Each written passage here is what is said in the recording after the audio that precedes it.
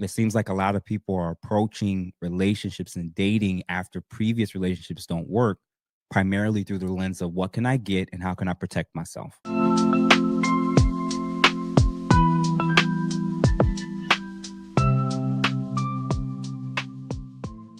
You said something powerful in an interview, in one of your many interviews, which was that I believe you're twice married, Mhm. um, and you candidly shared and acknowledged to your wife, your second wife, that if you hadn't met her, you would have likely explored other countries for potential spouses. Is that correct? And what was it about her that made you to marry in the United States again? Yeah, that's absolutely correct. I had already been dating for a while prior to meeting her. And I realized that the dating market at that time was significantly different than the last time I was single. And I'm talking like another 5, 6, 7 year period, a lapse in between. And this is still in my 20s. So that gap between when I was 21 to almost 30, it was like a night and day difference in terms of the dating market. I'm like, what the heck? I know I'm seeing all this stuff online, but I'm still in my head was still viewing it as an online thing. And then I actually had to go back out there in the dating market as a soon to be 30-year-old guy. And, I wasn't a guy that had a lot of difficulty getting access to women or being able to get even them to go out with me. But what I was seeing between the entitlement and the attitude and the flakiness, and I was like, whoa, like what's going on here? And then I was like, well, it was almost like I was being conditioned to only focus on wanting sex because relationally looking for a relationship was substantially harder. And it was like very, very beautiful women, very accomplished women, very educated women. And most of them were horrible when it came to the idea of long term commitment.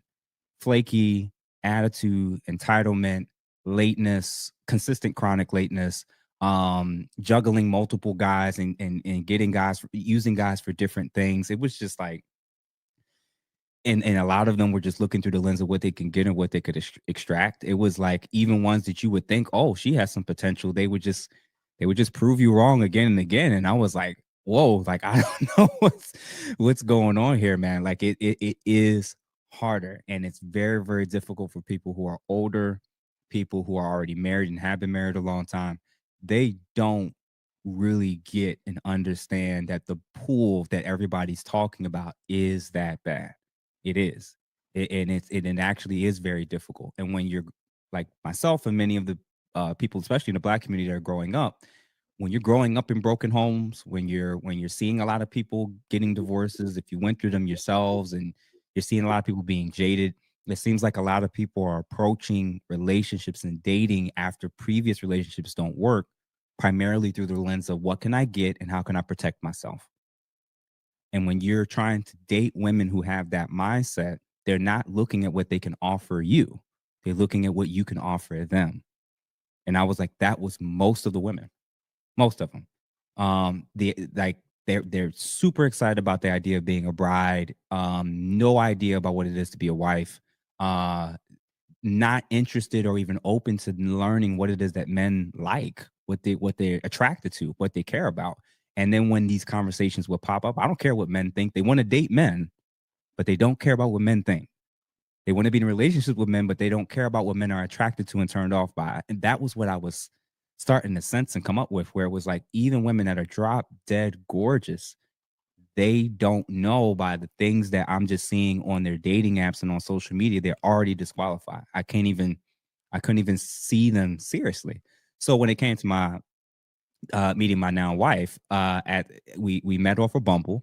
At the time, I think I had matched with a few, maybe two or three different doctors, and she being one of them. And I had gone out with she was the second one who I had met, and it was the first time we kind of went out to eat. We talked about our dating life and how's that going and what are we looking for type of thing. And I mentioned, yeah, I'm dating and talking to people or whatever, but she was the first one that kind of made it known, like, well, hopefully after you spend some more time with me, you won't feel interested in feeling the need to have to date the rest of them. And that was refreshing to hear a woman that saw value in the man that was setting aside time to meet and get to know her. That wasn't the case with a lot of the other ladies. It was about where are we going, the trips they want to experience, the places they want to go, um, com- letting me know about what guys in the past did as a reference of what it is I need to now aim for, as if that helped him out. She was the exact opposite. So that was refreshing. And then upon meeting her family and her friends and seeing that they were genuinely down to earth good people, I was like, oh, they exist. This is great. This is this is cool. So yeah, so that's kind of how we connected. And as we spent more time early during COVID together, it became more and more clear that she was someone who I could see a lifetime with. Okay. All right.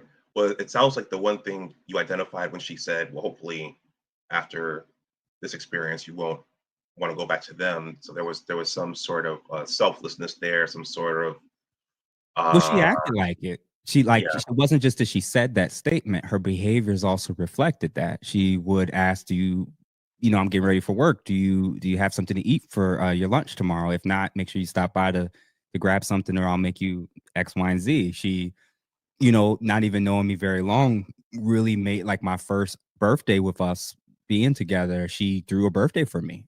She just was someone who was already starting to move and act like someone who planned on wanting to be a wife versus someone who just was wanting to be proposed to.